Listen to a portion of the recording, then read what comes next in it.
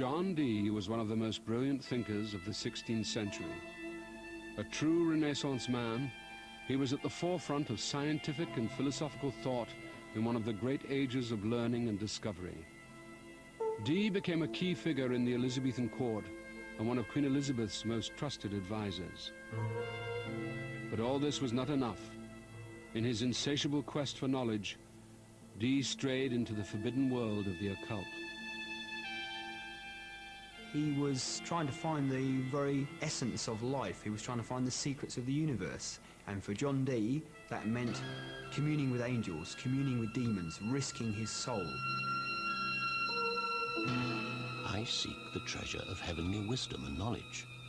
So why do they condemn me as a companion of hellhounds and a conjurer of wicked and damned spirits?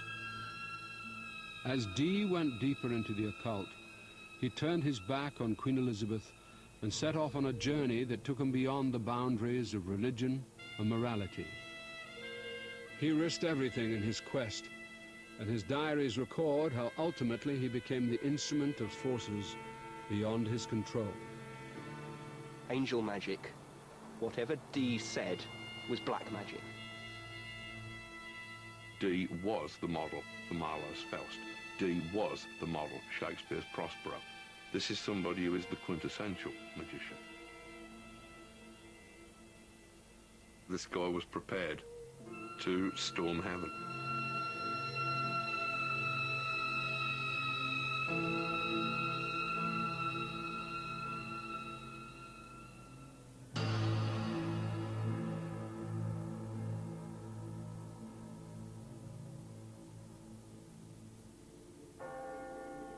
John Dee was born in London in 1527.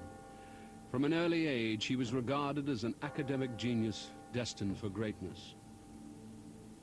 He had an insatiable desire for knowledge and spent many years locked in his study, poring over books of every kind. He mastered Latin, Greek, and Hebrew, and became adept in astronomy, mathematics, cartography, navigation, and medicine. In the 16th century, the boundaries between superstition, magic, and science were blurred. Dee's work naturally took him into alchemy and other esoteric areas. The church viewed science with a great deal of suspicion, and some even believed that mathematics was a form of black magic. It was a period of enormous change in Europe. The world was in turmoil as age-old certainties were being shattered. Those who were pushing the boundaries of knowledge risked being burnt at the stake. Europe in the early 16th century is a place in spiritual meltdown. In one long generation, Europeans have discovered totally new continents and conquered large areas of them, invented the printing press, realized the full destructive potential of gunpowder, and at the same time, the traditional all-embracing Western church has split forever into Protestant and Catholic blocs. When Mary Tudor came to the throne in 1553, she returned England to Catholicism, and the smell of burning Protestant flesh spread over the country. In this atmosphere of religious paranoia, Mary's half-sister, Princess Elizabeth, was kept under house arrest in Oxfordshire. Elizabeth was a devout Protestant, and she became the focus for people's hopes of an end to the persecution. Her situation was bleak. She turned to Dee for help, asking him to cast her and Mary's horoscope. The Catholic Church viewed astrology with suspicion, and in such tense circumstances, casting royal horoscopes was a dangerous undertaking.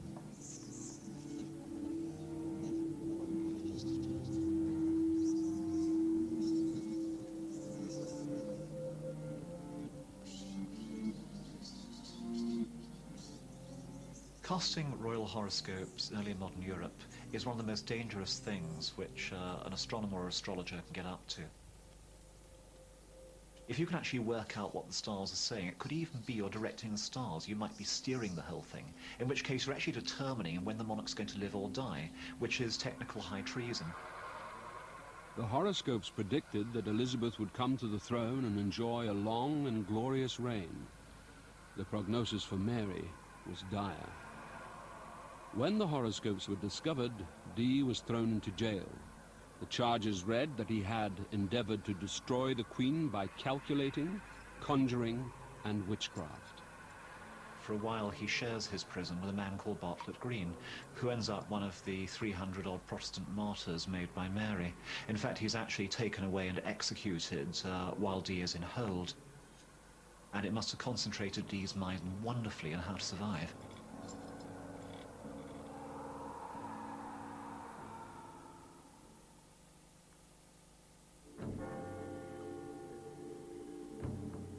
Three years later, Dee's astrological predictions came true. In 1558, Queen Mary died, and Elizabeth came to the throne. The position of Queen Elizabeth at the opening of her reign is almost nightmarishly insecure. She's a young woman who's not always in good health. She almost dies 3 times over in the first 10 years of her reign. Her realm is surrounded by Catholics, and so she's an absolute sitting target for assassins in an age in which assassination is one of the most common tricks of international politics. And so for somebody like her, to have somebody who's really brilliant and can actually fathom the secrets of the cosmos is a kind of secret weapon in her arsenal, which might just give her the edge over her enemies. Elizabeth immediately appointed Dee her royal astrologer, and asked him to choose a coronation date that would be blessed by the heavens. Dee found fame and favor under Elizabeth, and she dubbed him my noble intelligentsia, giving him license to work in complete freedom. She gave official sanction to Dee, pretty much declaring that anything he did was white magic, divine magic, a form of science, and putting the royal seal on that. This must have been very important, very useful for Dee. Well, she wasn't styled the fairy queen for nothing. She encouraged astrology, magic, spectacle, and she certainly encouraged Dee. Basically, Dee was in love with Elizabeth, as a lot of her courtiers were, but she had a strong link to him too. She clearly saw him as somebody who she could trust.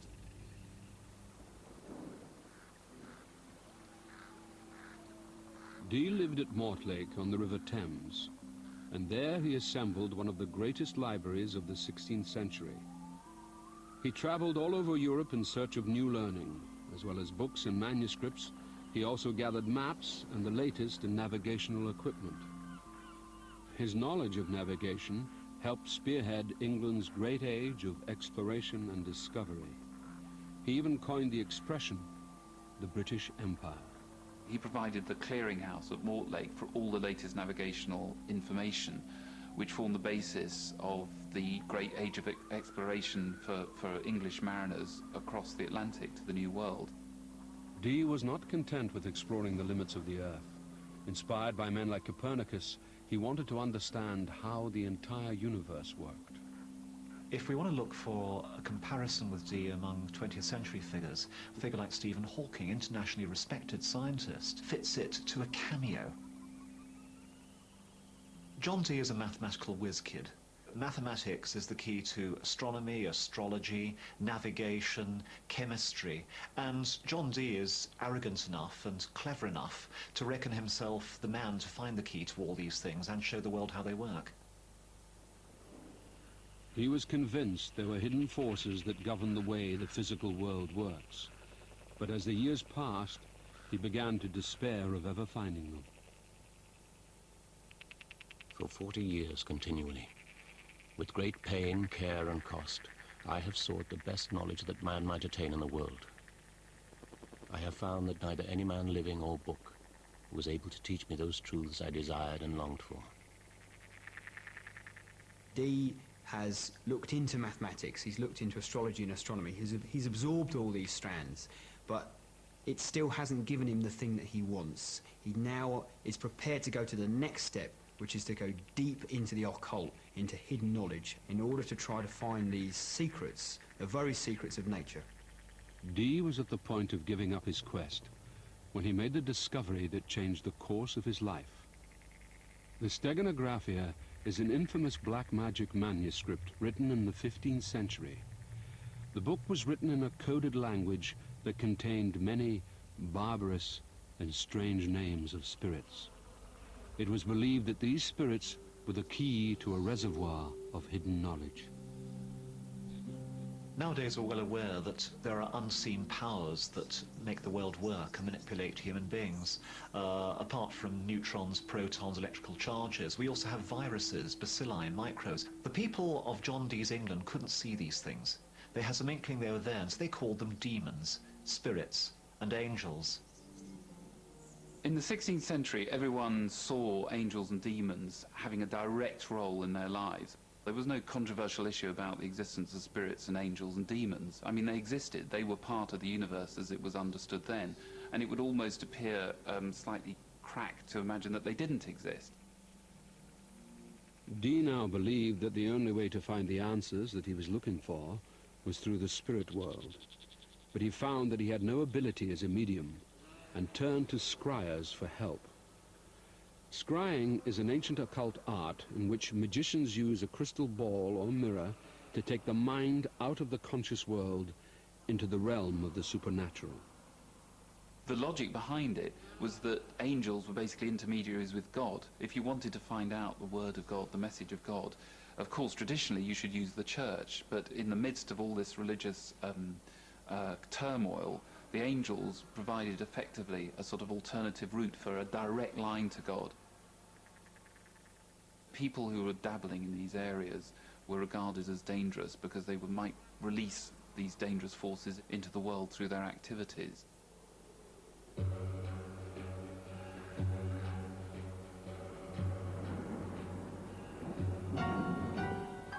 Dee's attempts at scrying yielded nothing until a man with a notorious reputation as a black magician appeared at Mortlake.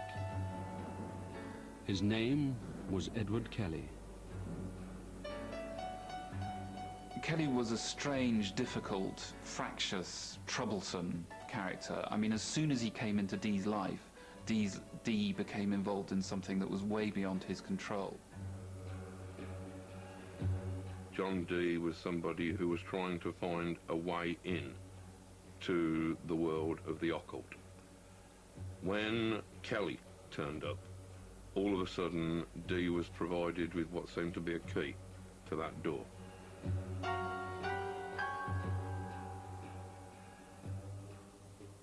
And alchemist.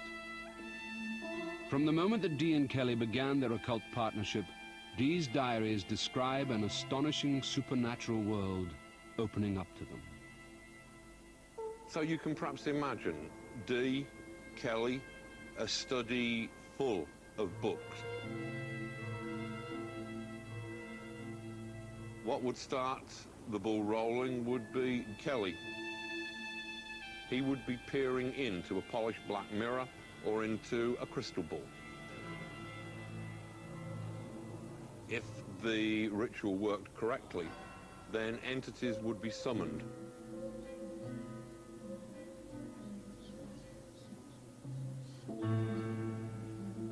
They would then appear in the crystal to Kelly, at which point him and Dee would interrogate whatever had appeared to them. Dee was excited and intrigued by Kelly's incredible visions. He was desperate to find out what and who these entities were. Suddenly, this extraordinary cast of angelic characters erupted from the crystal ball that he used, from sort of coquettish young maids to these great giants with suns blazing from their eyes.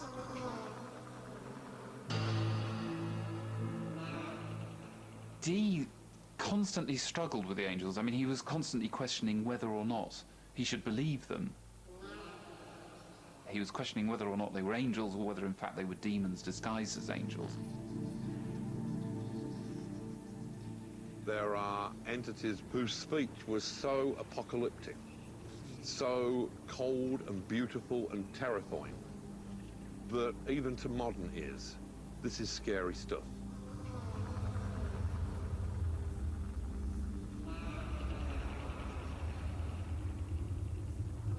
In this day and age, we don't believe in angels, but at the time, it was truly believed that spirits were behind things, and through the spirits, it was God himself was behind these spirits or angels. So Dee's not messing around here. Dee thinks he's locked into angelic communications.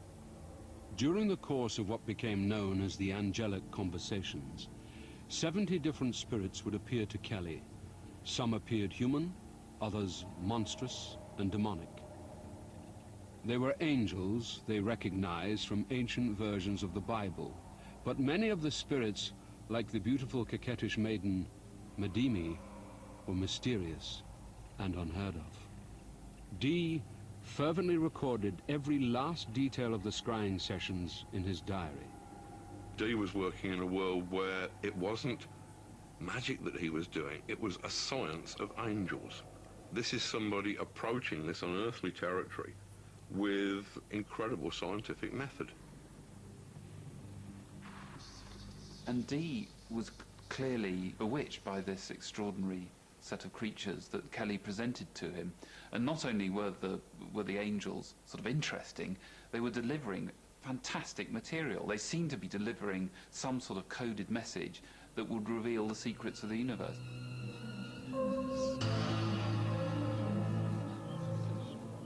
Dee was now convinced that he was close to fulfilling his ultimate ambition, and the angelic conversations took over his life and work.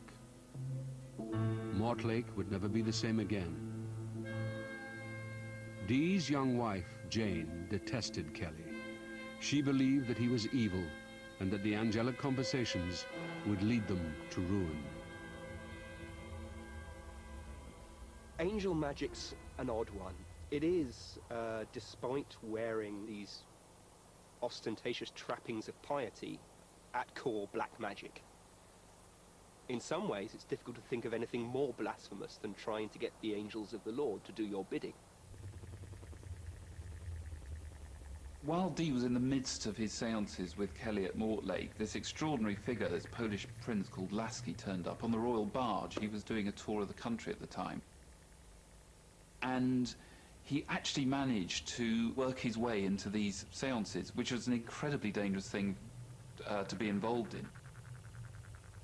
Lasky's presence at Mortlake was now raising grave concerns at court. When Elizabeth was trying to steer a very careful course through European politics, when her rivals were far more powerful and were all Catholic, meant that almost certainly Dee's association with Lasky meant he was being followed, he was being watched. They were wondering if an influential character like Dee, who, remember, still had this kind of dubious reputation in the popular mind, was involved in something he shouldn't be. Informers working for Elizabeth's chief spy master, Sir Francis Walsingham, now had Mortlake under constant surveillance.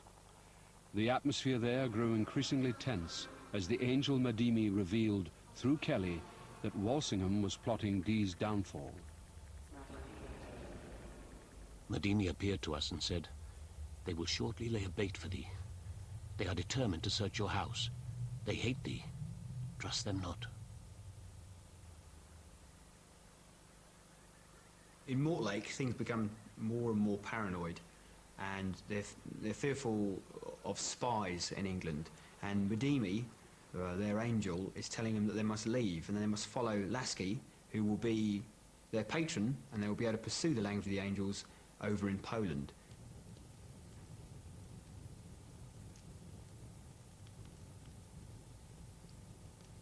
He knew how dangerous it was to be involved in the kind of activities that him and Kelly were involved in, and he carried on with them. He risked everything for this. There was a great tempest of wind at midnight as we left Mortlake with our wives and children toward 2 ships waiting for us near Gravesend.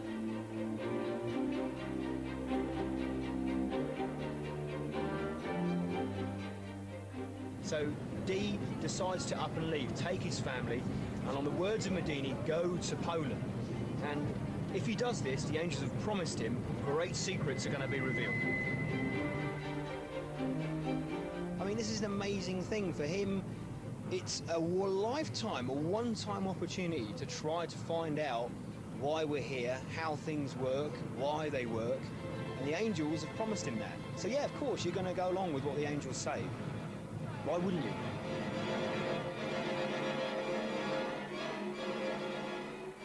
As soon as Dee left Mortlake, a mob descended upon the house, and his library and alchemical laboratories were ransacked. For Dee, Kelly, and their families, there was no going back.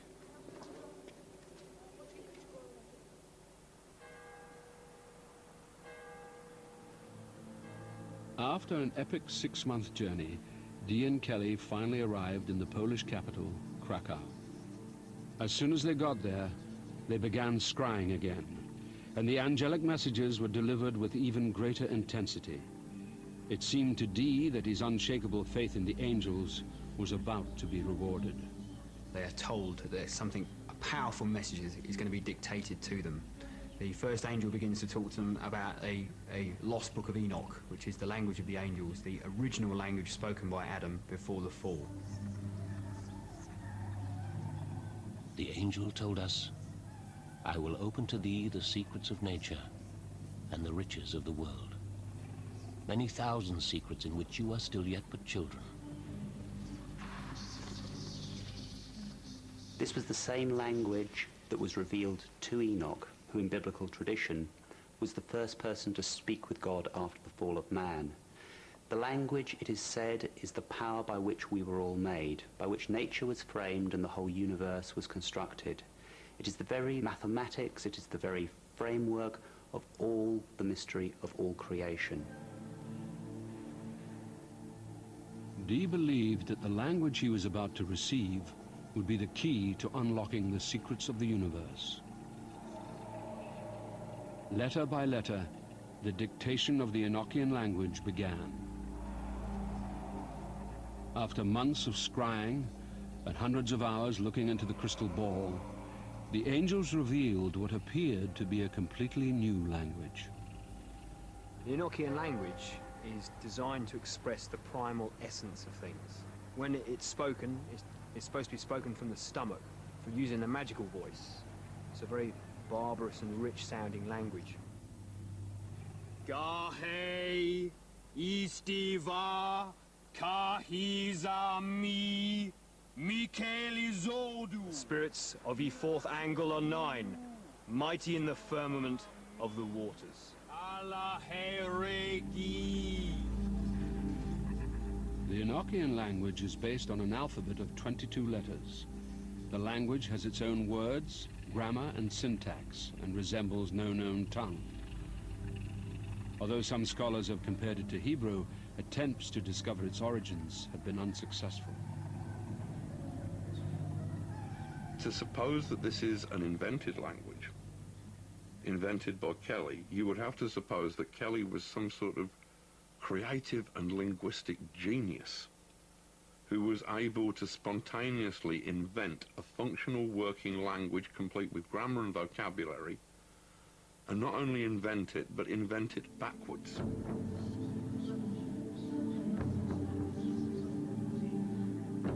With the dictation of the Enochian language complete, the angels set Dee an extraordinary test.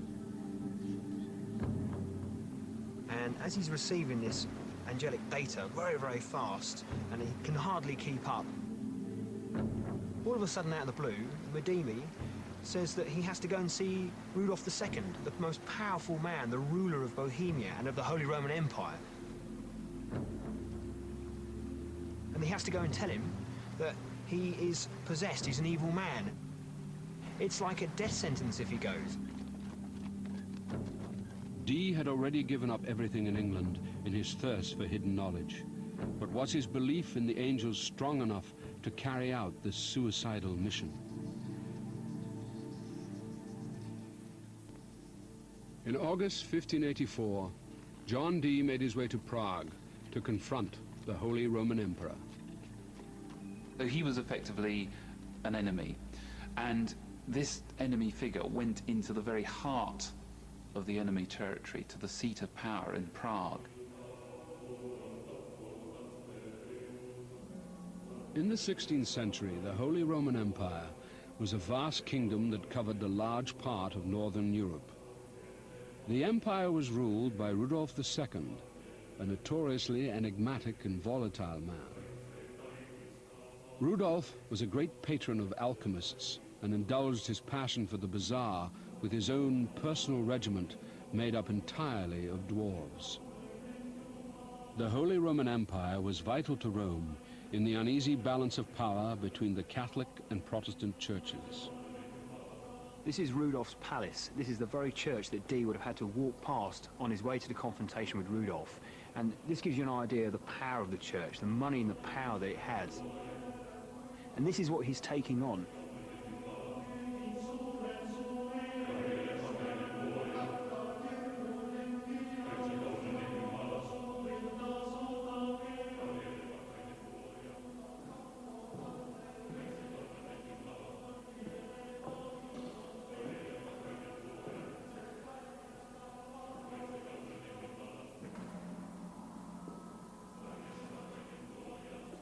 Dee is a heretical Protestant. He's about to give a message to Rudolph that he's been asked to give by the angels. And this is a lethal thing to do. His back is right up against the wall now. He's probably shaking in his shoes. He's terrified for his own family. The angel of the Lord hath appeared to me, and rebuketh you for your sins. If you will not hear me, the Lord will sweep you off the face of the earth, and you shall perish miserably. And the message he has to say is that Rudolph is an evil man, that he has demons around him, and that if he doesn't listen to Dee and the angels and what they have to say, that God will put his foot on Rudolph's breast and push him off his throne. But if he does listen to the angels, then he will become a supreme emperor and will overcome the devil.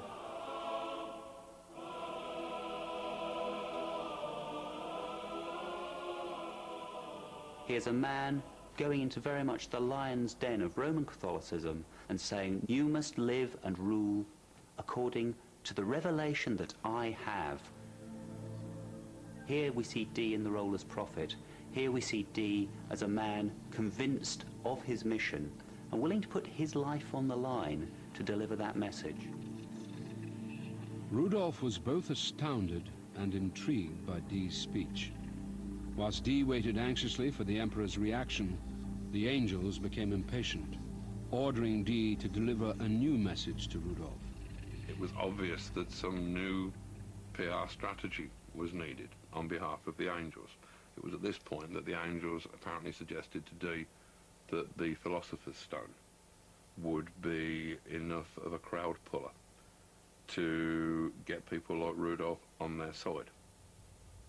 When Edward Kelly first arrived at Mortlake, he had a small bag of red powder that he said had been stolen from an ancient site at Glastonbury. He believed it to be the vital ingredient that would help make the Philosopher's Stone. The Philosopher's Stone being the formula that would basically give the person who had it the alchemical means of turning base metal into gold, but also any form of sort of purification, indeed the secret of life, effectively. This Philosopher's Stone was a world-changing concept. The Philosopher's Stone was the H-bomb. If you had the Philosopher's Stone, you had complete financial and thus military superiority over every other nation in the world. Rudolph chose to ignore Dee's ominous prophecy, but the prospect of finding the Philosopher's Stone proved irresistible. He decided to allow Dee and Kelly to set up an alchemical laboratory in Bohemia. Dee and Kelly set about trying to produce gold. The dream of finding the Philosopher's Stone had been an obsession in Europe for centuries. With advances in chemistry and metallurgy, the belief that it might be possible to make gold from base metal reached a fever pitch in 16th century Bohemia. Český Krumlov was one of the great centers for alchemy, and some of the original alchemical materials still survive. This has to be the part of the building where they were.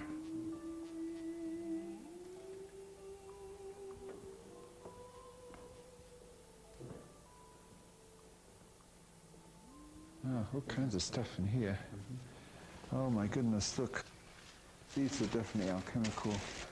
This is Some sort of scroll? Or? scroll. It's got symbols here. Oh wow, look at that. Definitely a magical text then. Yeah. Yeah, look, Oh, it's definitely, yeah. There's a magical spell there. Yeah. Satora. Yeah, let's see, Arepo Yep. here, Opera Yep. here, Rotas at the bottom. Sator, Yeah. Sator Rotas. Yes. Oh, and something to do with Solomon's key. Key of Solomon. Oh my goodness, what's this? That's definitely powder, isn't it? Yeah, powder. This could be the very powder that they were using to produce gold 500 years ago. What, in their experiments? Here in Bohemia, yeah. Wow. They truly believe they could make gold, yes. Rumors that the famous Dr. Dee had found the secret of the Philosopher's Stone spread across Europe like wildfire. You can see why people like the Tsar in Russia would have been offering Dee and Kelly a fortune to go and work as the Russian alchemist. You can see why Elizabeth herself was getting nervous, was worried in case Dee and Kelly were out there creating gold for foreigners, in which case she was insistent that they be returned home to create gold for England. Throughout this period, the angelic conversations continued. The angels repeatedly told Dee that he would soon be given the key to using the Enochian language. When the Pope heard that Dee was being granted audiences with Emperor Rudolf, he sent spies to investigate. The Catholic authorities in particular did not regard Dee as some sort of dodgy sorcerer who had just come in and was trying to make trouble. Papal authorities saw Dee basically manipulating Rudolf in a way that would be dangerous to their own needs, their own tactics. The Pope's spies reported back to Rome that Dee was an important and dangerous adversary and the author of a new heresy, predicting that Rome was about to fall. Anybody who claims to have God's personal mobile number is a tremendous threat to the established church. The church, in spiritual terms, is a collection of middlemen. If you had an entire population who were capable of communicating with spiritual forces for themselves, then popes, priests, cardinals, bishops, all of these would have been redundant. That was the threat that John Dee posed to the religious authorities. Anybody who had information or knowledge which didn't fit with the established orthodoxy was cruising for a bruising. Pope Sixtus, determined to get rid of Dee at any cost, presented a document to the emperor accusing Dee of being a black magician. Papal ambassadors made repeated demands to question Dee, and they tried to seize the heretical books of angelic conversations. Finally, the Pope demanded that Dee and Kelly come to Rome. Being asked questions by the Inquisition was seldom a comfortable position to be in, not least because the entire process could quite easily end up with you being barbecued. They refused to go to Rome, but Pope Sixtus finally forced Emperor Rudolf to expel Dee and his family from the Holy Roman Empire.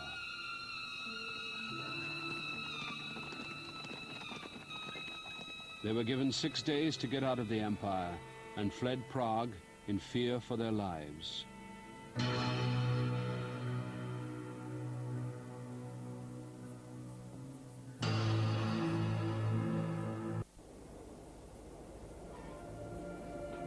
Expulsion from the Holy Roman Empire once again saw John Dee, Edward Kelly and their families on the run. With nowhere to go and no prospects of patronage, things were looking desperate when they received word that a nobleman from southern Bohemia requested their alchemical services. Even more surprising, Emperor Rudolf had sanctioned the arrangement. The relief that John Dee must have felt after being persecuted, kicked out, the Pope's after him, he's got nowhere to stay, his family's stuffed into 2 carriages with all his books and possessions, and finally he's allowed to find sanctuary here in Trebon, in Rosenberg's castle.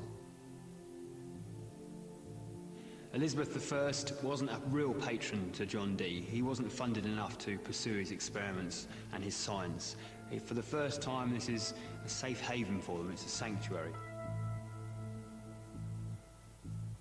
Rudolph II was under extreme pressure from the Pope, but believed that Dee and Kelly were on the verge of finding the formula of the Philosopher's Stone. He did not want to openly defy the Pope and secretly installed them in alchemical laboratories in the town of Trebon, 100 miles south of Prague. The pressure was now on to produce gold, and Kelly wanted to devote all of his energy to alchemy. He became increasingly reluctant to enter into the angelic conversations that he felt were leading nowhere. Dee wanted more than material wealth and refused to let go of what he saw as a greater prize. He had risked everything for the angels. Along with the Enochian language, they had revealed to him what appeared to be an entire magical system. He believed that once the angels gave him the key to these things, all would be revealed to him. Time after time, he forced Kelly back to the crystal to continue with the angelic conversations. He pushes Kelly almost to exhaustion. They're scrying for 10 hours a day, and Kelly suffers because of this. He gets headaches, he gets pangs in his stomach, he hears voices in his head. He even has wheals on his arm, which he says demons have given him through attacks. It's a dangerous task because also the angels could be demons. You were looking at the world in the glass probably more often than you were looking at the world outside the glass. You can see how that could take you mentally into some very dangerous territory indeed. He was suddenly plunged through a trapdoor in Elizabethan logic into this world. Many, many times he recorded his own body inflamed, engulfed in flame, his mind burning, his body burning. Many times he struggled with the revelation, trying to understand more deeply, but at the same time terrified of what he was experiencing. Kelly knew it was black magic and got cold feet on this account on a number of occasions. And it was always Dee who talked him round. Indeed, there are a number of occasions when Kelly's visions took on a demonic, hellish character. And this didn't seem to trouble Dee at all. Edward Kelly was in a reality where he was working with this psychopath. This guy was prepared to conjure all the forces of heaven and hell.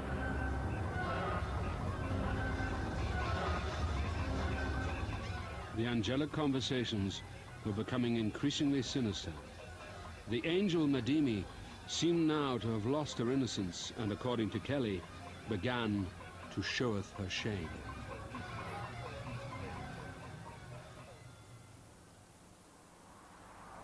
Right in the middle of all of this, something extraordinary happens. It's just absolutely off the map. If everything else has been extraordinary, this is off the map. They carry on the angelic conversations here, and it takes a very sinister and very strange twist, because Madimi, their spirit guide, their angel, makes a request. They get asked to do something very bizarre.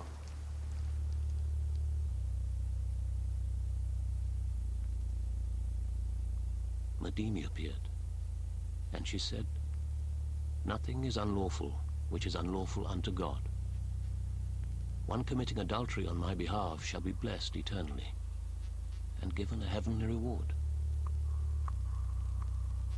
The angels, or Madimi, reveals herself naked in the crystal and says that they have to cross-match with each other's wives. Dee and Kelly have to swap wives. Now, this is a terrible thing.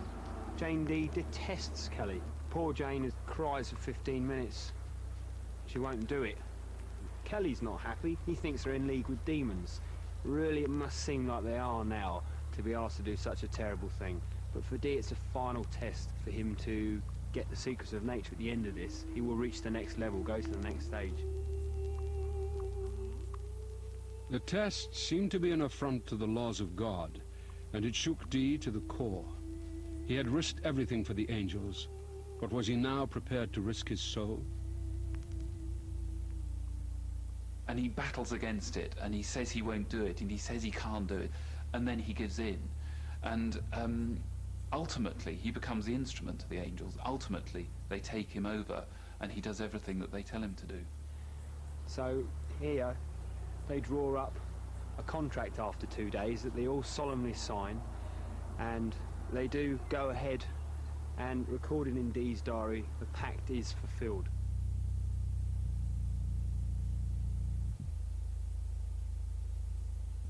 I can see there is no other remedy but for our cross-matching.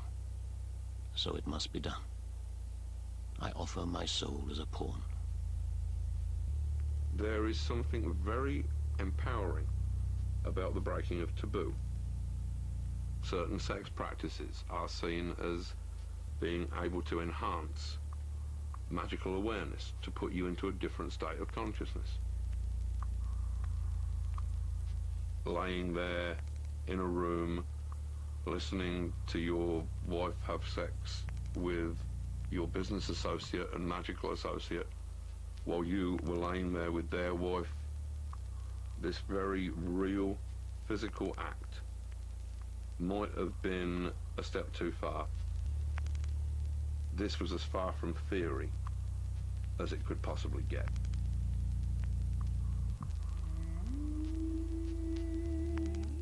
So there's actually much more going on spiritually than just some wife swapping here. They're not just swingers, they're sinners. And in Renaissance Europe, that really is tampering with eternity.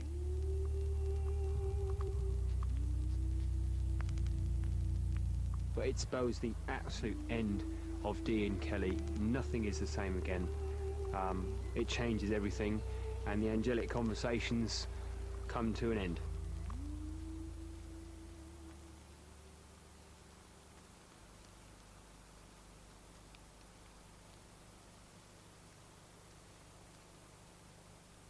For Dee, the wife-swapping did not produce a great revelation, and after 7 years of tireless scrying, Kelly finally freed himself of Dee and the angelic conversations.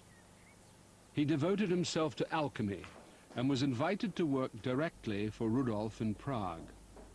Suddenly, Kelly appeared to have found the secret formula of the Philosopher's Stone.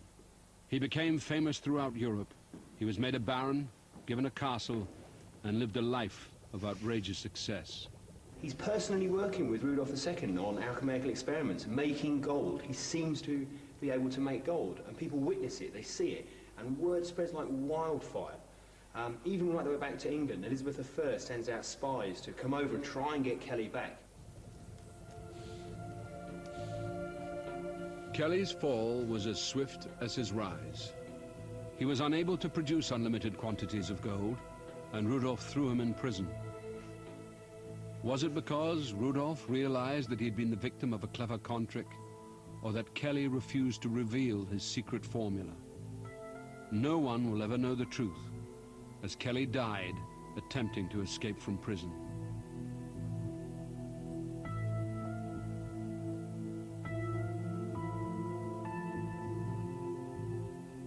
Although we never really know the truth about Kelly's death, Dee does mention him in his diary as a small entry. He just says, Kelly is slain.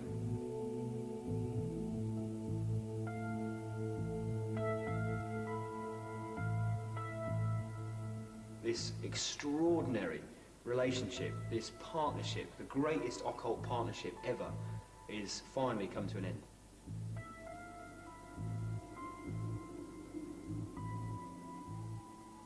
With Kelly's death, the angelic conversations were at an end. The promises of the angels had come to nothing, and Dee's dream of finding the secrets of the universe was over. Dee returned to England in 1589. Queen Elizabeth had lost interest in her noble intelligentsia, and Dee was desperately short of money. The final blow came when his wife Jane gave birth to a boy, the product of her unholy union with Kelly. What was passing through Dee's mind in those last days? Did I get it wrong? Did I think that they were saying to me something that was just me, was just my hopes and fears projected? Were they ever there at all?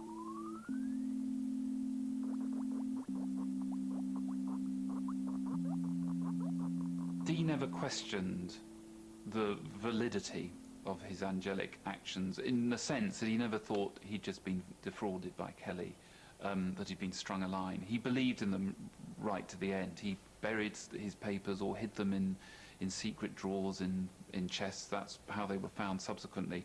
He did so because he wanted the message to be carried on into future generations. Dr. John Dee died in 1608. He never deciphered the Enochian language, but it formed the basis of a magical system that continues to be practiced by occultists. The language's origin and what happened between Dee and Kelly during the angelic conversations remains a mystery. Dee has suffered a lot at the hand of history. You could say he backed the wrong intellectual horse. Certainly few people today are interested in angel magic outside of the fringes of the occult. I think we should remember him as someone who was willing to risk everything to know, someone for whom the pursuit of knowledge was worth risking his body, his immortal soul, his reputation, everything. All Dee wanted to find was the truth, the paths he went down, the extraordinary lengths he went to, and what is left is inexplicable. It's an enigma, it's a mystery. But in the end, Dee did it because he wanted to find out the real truth behind everything. Today, no one believes that angels can provide the answers to the secrets of the universe. But modern science has shown that Dee's instincts were fundamentally correct. Scientists have now discovered that there are unseen forces that govern the physical world. We are surrounded by ugliness and war and inhumanity and squalor. We perhaps all have feelings that things should be better than this, that there is something beneath the skin of reality that would make sense of all this. And you can certainly see what an attractive vision that is, how it might be worth sacrificing everything for just the slimmest chance of that heaven-opening possibility.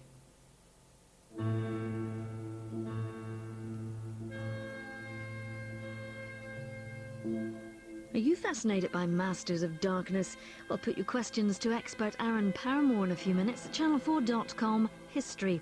And that was the last one in this series. Next Tuesday at 10 on 4, it's the invasion of the Body Snatchers. Check it out in just a moment. Back to tonight, and next up, animal cops have their work cut out for them in New York City.